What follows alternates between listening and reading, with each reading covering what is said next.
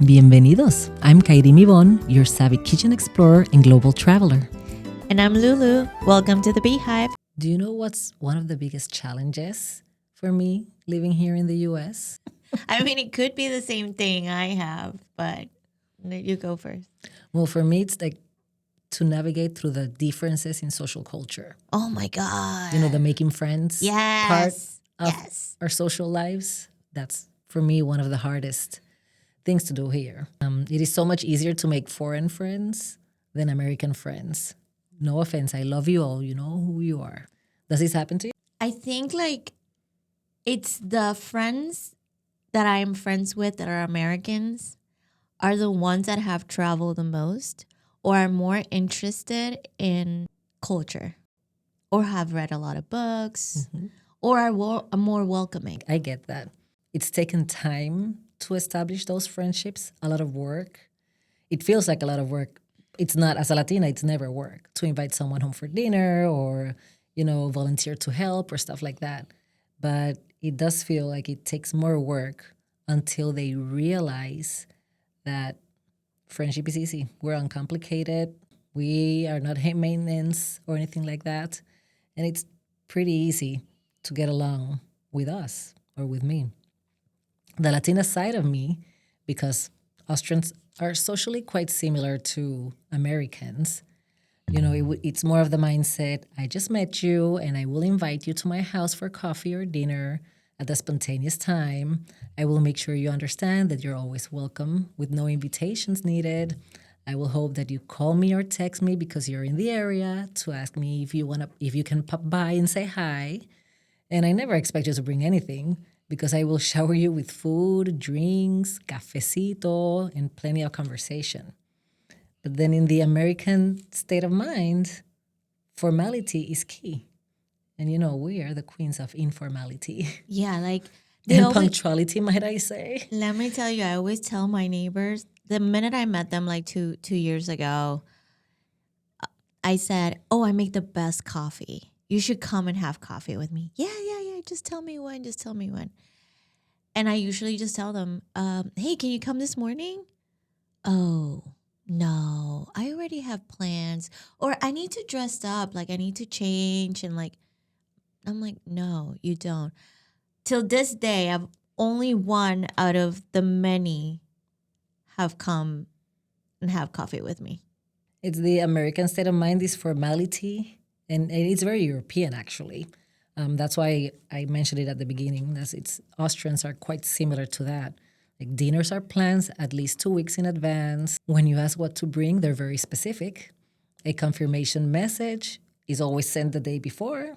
You're lucky if an invitation comes along again, which is funny. I just want people to know that I'm not the kind of person that's just going to bring that item that I'm requested. I will bring wine, bread, dessert, something for the kids, a plant, or whatever I can carry to show you my appreciation for the invitation. Don't you feel like that's kind of superficial? The bringing all the stuff is not superficial. It's the process of establishing that dinner with a new friend that makes it a little bit superficial and formal. I guess that's a formality part of it. It becomes very protocolar. Yeah. There's a protocol for that. With us, it's hey, we just finished soccer practice. You guys want to come over for some hot dogs? I don't have much at home, but don't worry, we'll order pizza or whatever. And usually, you always expect, sure, yeah, we'll come over.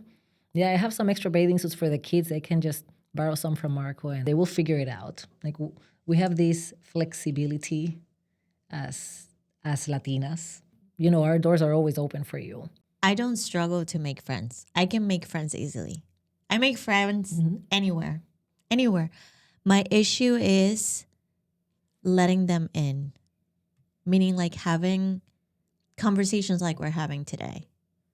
They're usually very superficial. Very what are you guys going to do today? What did you guys do yesterday? And where you come from? And it just stays there, Yeah, it starts with the hello. How many times does someone walk by you and say, hey, how's it going? And you turn around, oh, I'm doing great. How about you? And then their backs are 100 feet down the road on the sidewalk. Does that happen to you? Yeah, they are not interested. I feel like certain areas they're not interested. Depending on where you're at. Like if you see people all the time, especially in your own neighborhood, and you say hi, or sometimes they don't even want to say hi and they're just hiding their faces. Yeah. I am that neighbor that I see you and I'm going to go say hi. I'm the annoying neighbor. I'm the one that will meet people anywhere, doing my nails, getting coffee, in an elevator. Like I'll meet people and I try to do my best to meet people because that's how you find friends, right? Mm-hmm. Yeah, I mean, I just want to make sure I say hi to every familiar face I know because I don't want to be that person that, oh, I saw you in the supermarket. You just turned away and walked away. That's why I always make sure I say hi so nobody can say anything bad about it. The analysis of the evolution of friendships by stages in life, it's kind of interesting. We have our childhood friends, the friends that we made during our teenage years, our college friends, our adulthood friends during our single days, from our single days, and our adult married friends. And they all seem to have their challenges it seems to have become more challenging as we got older. It's very if you look at all of them, it's based on who you hang out the most or who do you spend the most time with. So like it's easier when you like join a group of something. That's where you become friends with someone. So like in school, you will become friends with those kids that are in your same classroom because you will get to hang out, go to the same classes, do all these things. Teenagers, the same thing, like go to the same parties, go to same activities, and college, hanging out with those ones that you study with or maybe go party with. Yeah, well, and with teenagers, that's when you start becoming selective. When you're a kid, I think every kid is like a Latino kid. They make friends even with the walls. There's a dog, there's a wall, there's a fly. Hi, friend, how are you? Because, that's what I love about childhood. There's no walls, there's no differences. Everybody's there to have fun and play. But you start getting emotional when you're a teenager. Like jealousy, low self-esteem, they all play a big role. So what type of version are you? Friend. I don't think there's a version of anybody. It's just an evolution. Well, I've never been one to have a million friends. I know a lot of people. Mm-hmm. Those that I call friends are a handful of people. Just because it's people who you establish relationships with in a daily basis. Mm-hmm. That we don't have family here, so they become our family.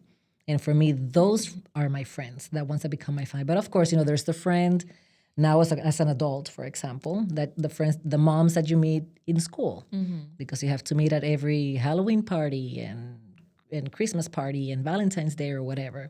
So you have those little group of friends and you have something in common, your kids in the class. Then you have your work friends or your spouse's work friends. And you always find a key person, which is that something very interesting. As an adult, we always try to find that one key person, and then we're okay. We feel okay. We don't feel like we're just staring away, playing with our phones or our fingers, and finding that key person. I think it's quite important. Have you ever met someone that you really want to be friends with, but didn't know how to make it happen? I don't know. That's a good question. I did. Can I tell you? It was you. That's crazy. I'm like, how am I going to become her friend? Like, I want to be her friend. Like, I think we have a lot in common, and I remembered my friends telling me about you and like they get to hang out with. And all of a sudden, like, we're in the same room, same everything. Then I'm like, yeah, let me invite her over for for Christmas. And then I'm auto invited myself for New Year's to your house. And then, it ended up all here. And I think like in my head, we were already friends. Yeah. That's the power of manifesting things. I think so, definitely. There's a sense of transparency when it comes to Latinas. We accept everybody. We let everybody in. Yeah. And then once they're in, then you figure out the things that you have in common, the things that you don't, and those kind of things. And If you at least just like to drink wine, that's one plenty of a reason to be friends with me. We're also open to accept people how they are. We're no drama mamas. No. And for me, that's the key factor of a friendship. You No know, drama mama. That's funny because novelas, soap operas, like are so dramatic. Yes. People, American friends, we are not like that. We are very open-minded. Well, We're passionate. yes, we are very passionate. What I'm trying to say is that we like to talk to people. We don't make it a big deal. We're not judging. We're letting you be whatever you want. I feel like you said like everybody varies their versions or whatever. I feel like I'm a kid in a playground. I go, I make friends, meaning like I get to know people. I do my best. I forget people's names, not faces. I'm very visual. Like that's how I learn. That's why I write things down. So if you write things down, you don't forget. And actually, something my husband will tell me is that people like to feel important and they want to feel like they are being heard. Therefore, when you listen to them and you ask questions to them, they feel more closer to you because they're sharing things that they probably wouldn't share. I'm a very curious person. I sometimes ask unpolite things. Meaning, like, I ask things that probably you don't even want to share, but I don't know because you gave me the lead, and I just keep asking. Sometimes my husband is like kicking me. Like, no, don't say that, That's my husband. My husband is very curious. He says he's not a people person. He has to be for his job, but in his own time, he says he's not a people person. My God, but can he ask questions? He's friends with everybody. The street sweeper, the cable guy, the whoever. He makes friends and he can talk for hours. Me, I'm uncomfortable when I tell you how the weather is. You're uncomfortable when I'm uncomfortable meeting someone, if I get like nervous or I just don't know what to say, then wow, it's hot today, right? I think it's gonna rain this afternoon. I'm gonna pay attention to that next time. No, that will never happen to Not us. to me, but like if I'm with you and you say that, now I know that you're uncomfortable. Especially with my American like neighbors and friends, it seems like how's the weather today? It's hot out today, right? Yeah, I don't know what else to talk about. I can make friends easily. I just don't let them in quick. Meaning I'm an open book, like we have spoken before.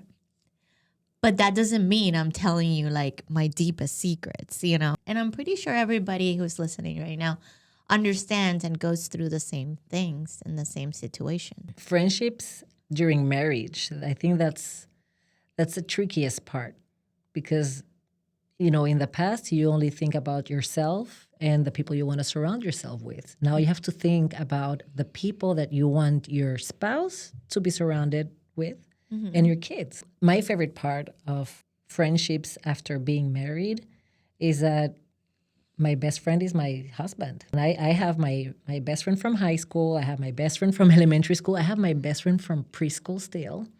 We keep in touch and we meet every time I go to Puerto Rico. Oh, that's nice. Shout out Bonji. Aw. And I have friends from every stage in life that I keep in touch with. But my husband, he's my new best friend. He's the one that's there all day, the one that I feel something, I tell him what I'm feeling, if I'm tired, if I'm sick, if I'm, he's there no matter what.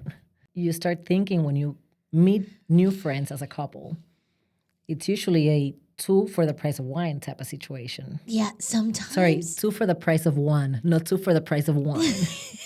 That would that would work for yeah, me. That would totally definitely work. works for me. But that's two for the funny. price of Isn't one. that crazy that sometimes you'll meet a person and you like that person a lot and you want to become friends with that person. You become friends with that person and then it's time to have couples dates. And then your husband doesn't like the husband. Mm-hmm. or And vice then versa, and then or you or see vice versa. there's no Or chemistry. There's yes. just no chemistry, for And then example. you go, oh man, I blew that up. Now they don't want to hang out with me, Yeah, that's why, like we mentioned before, you have your friends from school, like the mom friends from school, and then you have your friends from the gym, and then you have your friend for your morning cafecito, for example, like you're my morning cafecito friend. And then you have those couples and those are one in a million, that you both get along, that your kids are contemporary in age and get along. Oh, those are And so that's rare. and that's what's here too. Like if we put your husband and my husband in a room, oh my God, No, you they just won't stop lose them. talking. Yeah. Yeah, you lose them. Our kids, I lose my son every time we go to your house. I lose him. He's out somewhere with your two boys, and my daughter, she finds her way either among the adults or when she gets bored, she goes with the boys. So that's I think that's so precious. It Those is. friendships are so precious, but there are not many like those. Did Pensacola. I had so many friends from my kids' ages, and that made it so much more simple.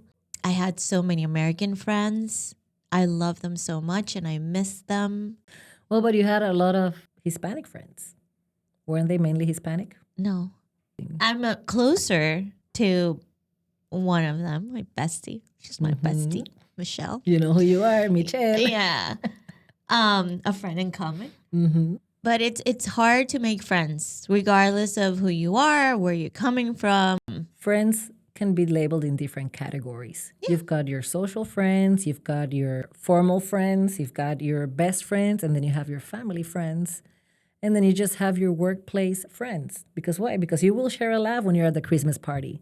And you will try and pick out which centerpiece you're stealing first together. And then just steal it and then see you next year. And it's a wonderful night. It's a wonderful friendship to have. That who knows if eventually something happens in the workplace and you can, seek help in each other. But I think those kind of peoples in your life also deserve to be called friends. It's a matter of knowing the different hierarchies of friendship in life. What type of friends you want to have? No, I don't. It's not what I want to have. It's what God puts in my path. Moving here has been very hard. I spend most of my time alone, but I'm busy. I'm really busy all the time. And now we play pickleball on Thursdays with the fab pickleballers, and there are two of the ladies are 20, 25 years, 30 years older than we are, I think. Yeah, almost 30 years older than we are, but we don't care. Oh my God, do we have fun on Thursdays? We do. I We love hanging sweat. out with. They kick our butts. I laugh so much. So it's not that we're going to become best friends. Life doesn't let us because we have to go there. They don't have any kids. Yeah. I see what you're saying. They have a retired life of their own to enjoy. We have a very busy schedule. We become that person that, oh sorry I can't, oh sorry I can't, oh sorry I can't. So I'd rather enjoy that moment with them, and that's my friends from pickleball.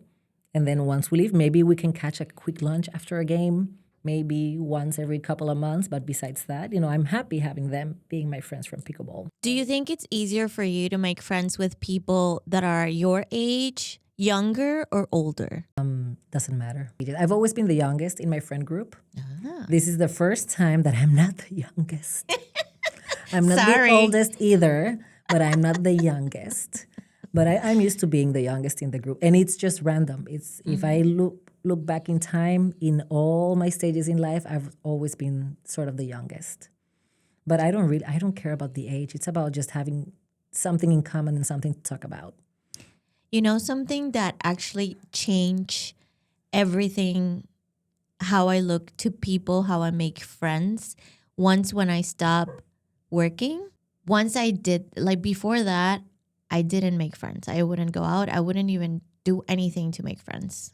Like I was so involved with my kids, my husband, my family, my best friend were not living close by. I'm very close with my family. So my mom, my aunts, my brothers, their wives, like that was my life. I didn't care to meet people. I wouldn't even remember their names because I just didn't want any more people. I already had so much from work that my alone time, I wanted to spend it with my family. And I didn't think that I would have enough time to hang out with other people. And oh boy, I was wrong.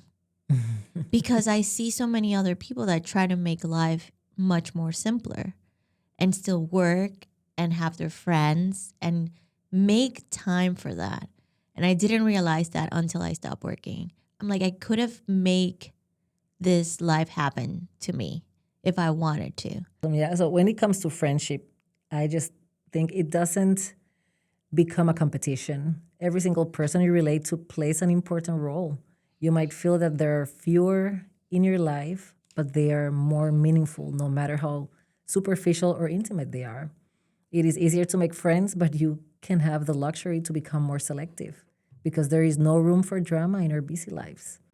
I've learned to make time for friends. And as a closing reflection, maybe making friends as an adult feels hard because life hardened us a little. We become more cautious, more protective of our time, more afraid of rejection, more aware of disappointments, and sometimes and somewhere between responsibilities, motherhood, healing, marriage, work, and survival, friendships stop feeling effortless. But I don't think we were created to do life alone. I think we all secretly want the same thing: someone safe, someone genuine, someone we don't have to perform around, the kind of friend who remembers your hard season, who checks in, who prays for you, who sends the "did you make it home" text. And maybe community doesn't begin with finding the perfect people. Maybe it begins with being willing to open your heart again, to say hello first, to invite someone to coffee, to compliment one another without comparison, women out there, to create the kind of warmth you wish existed more in the world. Because friendship in adulthood may take more intention, but it also carries more depth. So there's no excuses right now. So here's your little reminder from the Beehive. You're not too much. You're not too late to build meaningful friendships. And there are women out there praying for the kind of friend you could become.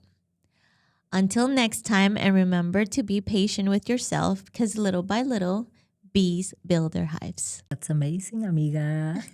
Well, if you want to learn more about us, be sure to follow me at From My Kitchen to the World LLC on Instagram, or check out my website at kairymyvonne.com.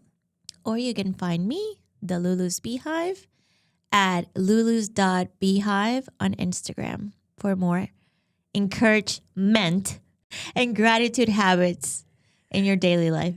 Cheers, salud. Hasta la próxima, amigas. From the mountain air to the island breeze, we're finding the grace in the in-between, where the order meets the flow